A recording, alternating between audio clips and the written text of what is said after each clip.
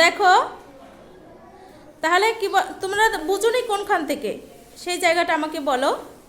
9, 4, 2, 3, 0 সংখ্যাটিতে 4 ও 3-এর স্থানীয় মান কত? এটি একটি প্রশ্ন।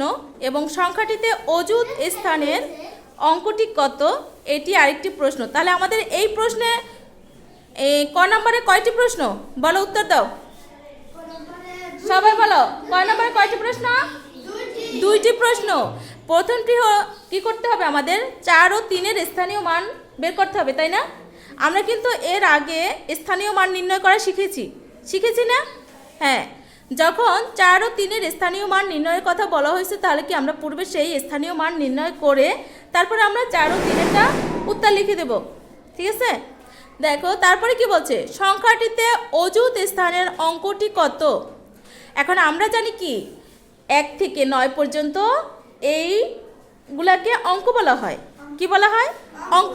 তাহলে আমাদের যে প্রশ্নটি করেছে সংখ্যাটিতে অযুত স্থানের অঙ্কটি কত, তাহলে বলো তো অযুত স্থানের অঙ্কটি কত? Very good, 9। কে বলছো? তোমরা যে 9 বলছো বুঝে বলেছো?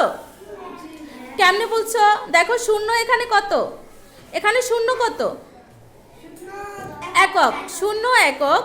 3 কত? দশক। 2 শতক। 4 হাজার। 9 অযুত। Very good. তাহলে আমরা লিখব কি, সংখ্যাটিতে অযুত স্থানের অঙ্কটি হলো 9।